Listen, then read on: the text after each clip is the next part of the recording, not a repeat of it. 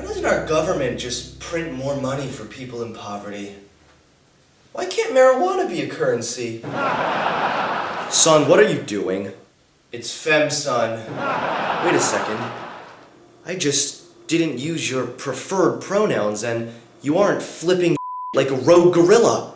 What's wrong with you? Probably because I'm just a little bit too stoned to care right now. Hitler. Stoned? Wait, do you have any weed left?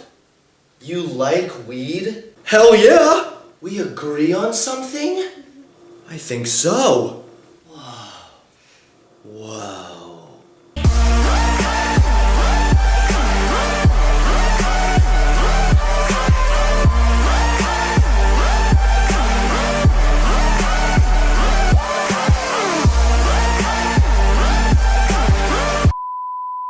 Hey there everybody, Hunter Avallone here, and welcome to a brand new video.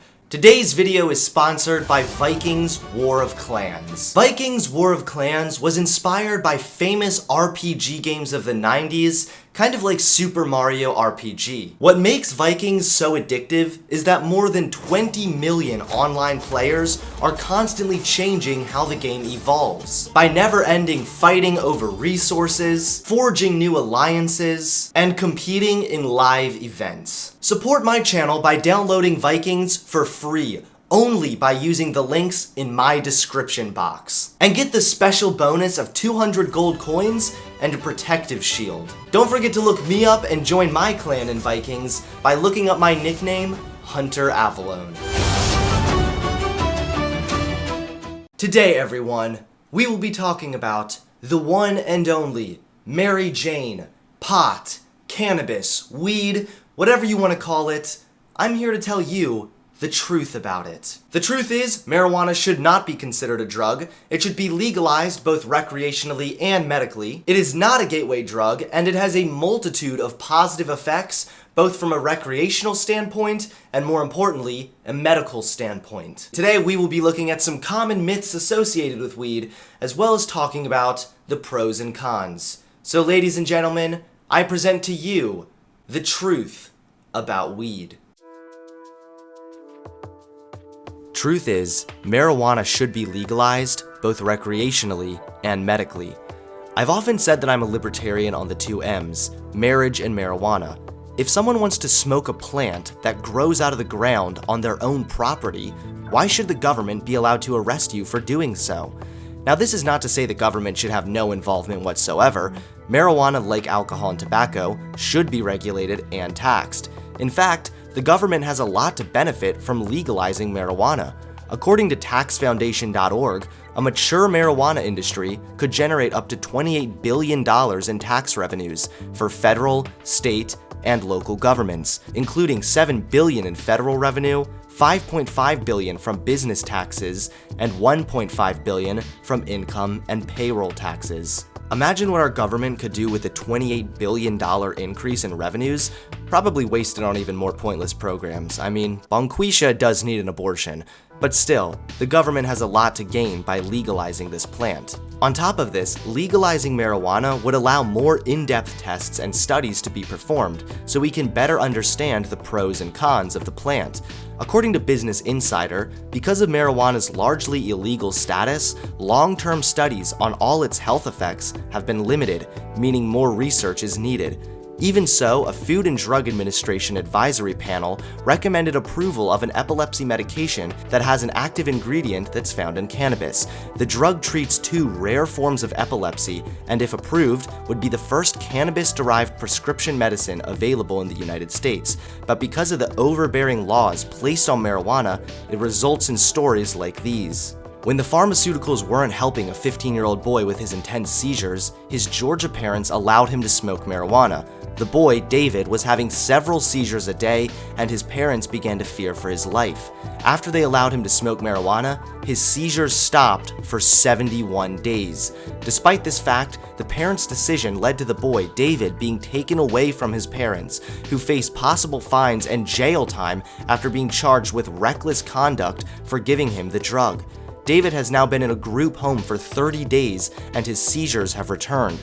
He is separated from the service dog that sniffed out his seizures, and he is able to communicate with his parents only during short visitations and phone calls. These disgusting, backwards laws enforced on US citizens are travesties worth noting. Despite mountains of evidence that marijuana can be used for medicinal purposes, despite proof that the marijuana was helping this young boy's life-threatening seizures, our government ripped him from his family.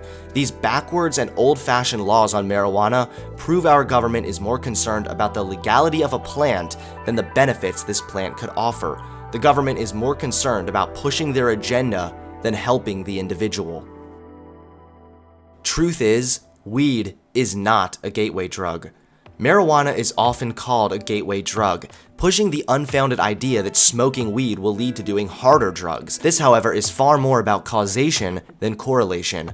According to National Institute on Drug Abuse, some research suggests that marijuana use is likely to precede the use of other licit and illicit substances. For instance, a study using longitudinal data from the National Epidemiological Study of Alcohol Use and Related Disorders found that adults who reported marijuana use during the first wave of the survey were more likely than adults who did not use marijuana to develop an alcohol use disorder within 3 years. Early exposure to cannabinoids in adolescent rodents decreases the reactivity of brain dopamine reward centers later in adulthood. To the extent that these findings generalize to humans, this could help explain the increased vulnerability for addiction to other substances of misuse later in life that most epidemiological studies have reported for people who begin marijuana use early in life. It is also consistent with animal experiments showing THC's ability to prime the brain for enhanced responses to other drugs. For example, rats previously administered THC show heightened behavioral response not only when further exposed to THC, but also when exposed to other drugs such as morphine, a phenomenon called cross-sensitization. Now I know what you're thinking. If marijuana makes you more vulnerable for other addictions and even primes your brain for enhanced responses to other drugs, doesn't this prove that marijuana is a gateway drug? Not exactly. According to the same article, the majority of people who use marijuana do not go on to use other harder substances, and as far as the priming of your brain for other drugs, this is not exclusive to marijuana. Legal substances such as alcohol and nicotine do the same exact thing to your brain. Alcohol and nicotine also prime the brain for a heightened response to other drugs, and are, like marijuana, also typically used before a person progresses to other, more harmful substances. This is interesting because I don't usually see people who drink alcohol go on to do harder drugs, but just if most people who drink do not end up doing harder drugs, everyone who does harder drugs has at one point drank. But this doesn't mean alcohol, weed, or nicotine is to blame. Sometimes it's simply the individual. Sometimes people are more likely to try drugs to begin with. So why is weed labeled a gateway drug, but no one bats an eye when you drink alcohol or smoke cigarettes? They essentially do the same thing. Because marijuana is only viewed as a gateway drug because of the negative stigma currently associated with it due to our backwards laws. According to Psychology Today, the gateway theory of marijuana ignores a very important factor, which is that buying marijuana currently involves interacting with black market drug sources, otherwise known as drug dealers. This means that once you buy marijuana, you are already breaking the law, and we know that individuals who become willing to commit illegal acts at one point in time are more likely to commit additional illegal acts. In this way, it could be said that it's marijuana's legal status, not its chemical interactions with the brain at all, that is the gateway. Not only that, but once the law is broken and you've bought weed from a drug dealer, you can now interact with people who have access to other illicit drugs. That makes it more likely that you will break the law again and that you will go on to try other substances because they are now available. So it's almost as if the government's ridiculous and overbearing laws are forcing marijuana to be a gateway drug. It's a self-fulfilling prophecy.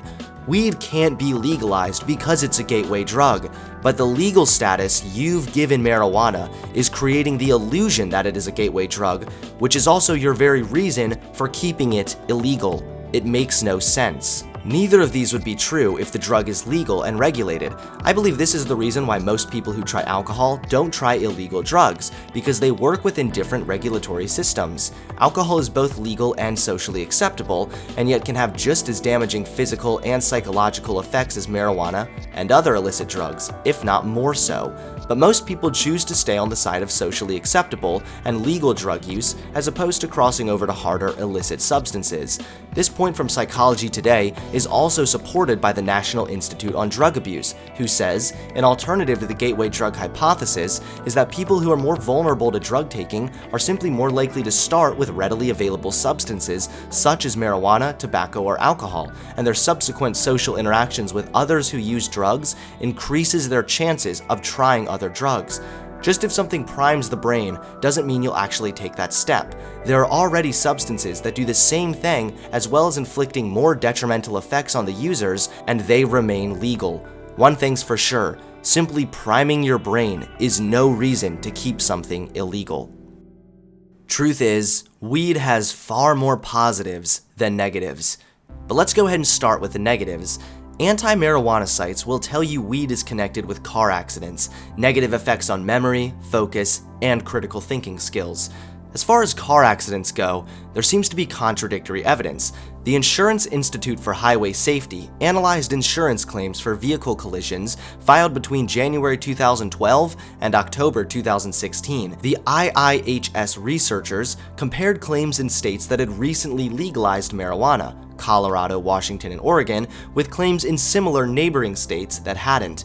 They found that over that time period, collisions claim frequencies in the states that had legalized marijuana were about 3% higher than would have been anticipated without legalization. However, a study published in the American Journal of Public Health found no increase in vehicle crash fatalities in Colorado and Washington relative to similar states after legalization. Now, these are very different studies. One counts collisions and one counts fatalities. I think we can all agree fatalities are more important, but regardless, weed does slow down reaction time, so it makes sense there'd be an increase in small accidents like fender benders.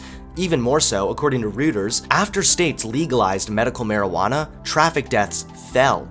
Again, there is a difference between crashes and fatal crashes, but I think at the end of the day, you should not be driving after smoking weed. It should be regulated and you should be given a DUI if pulled over high.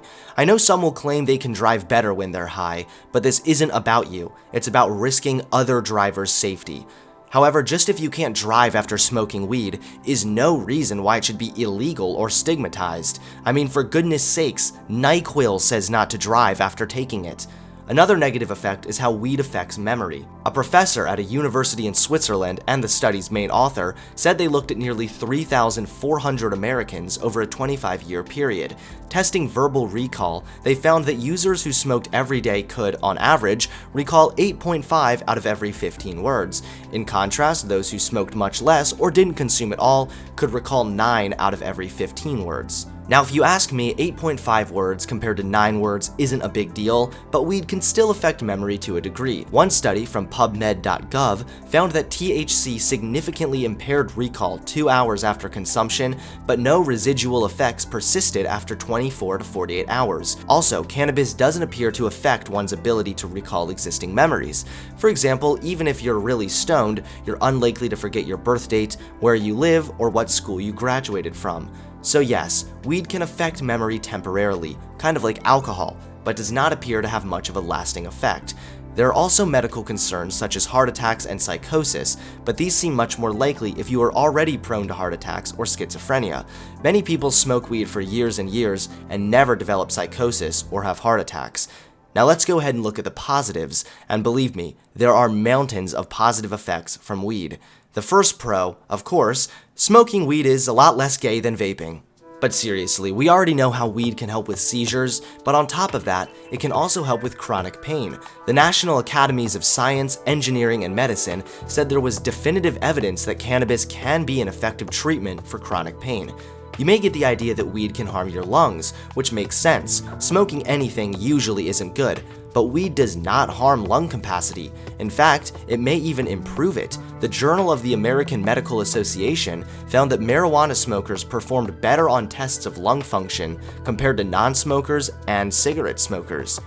Weed can also help treat glaucoma and several different kinds of seizures. Perhaps even more importantly, scientists found a cannabis compound that stops metastasis in aggressive cancers. Other very preliminary studies on aggressive brain tumors in mice or cell cultures have shown that THC and CBD can slow or shrink tumors at the right dose, which is a strong reason to do more research. One 2014 study found that marijuana can significantly slow the growth of the type of brain tumor associated with 80% of malignant brain cancer in people. Still, these findings in cell cultures and animals don't necessarily mean the effects will translate to people. Far more investigation is needed. Here you have yet another reason why weed should be legalized. If there is even a slight chance this can help people with cancer, this needs to at least be decriminalized for the sake of further research. Low doses of THC can also help with anxiety and stress. THC may also slow the progression of Alzheimer's disease. A 2006 study published in the Journal of Molecular Pharmaceutics found that THC, the active chemical in marijuana, slows the formation of plaques by blocking the enzyme in the brain that makes them. These plaques kill brain cells and are associated with Alzheimer's. A synthetic mixture of CBD and THC seems to preserve memory in a mouse model of Alzheimer's disease. Another study suggested that a THC-based prescription drug was able to reduce behavioral disturbances in dementia patients. But how does this end? All these studies are in very early stages though, so more research is needed. Again, proving my point that the legalization of weed for the sake of research is absolutely dire. Marijuana can also help with inflammatory bowel disease. Patients with IBS and Crohn's disease could benefit from marijuana, a study published in Science Daily suggests. Weed also relieves arthritis discomfort, spurs creativity, and can soothe tremors for people with Parkinson's disease. According to MedPage Today, smoking pot eases tremors in Parkinson's. Smoking cannabis appeared to reduce tremor and pain and improve sleep among Parkinson's disease patients, researchers from Israel reported here.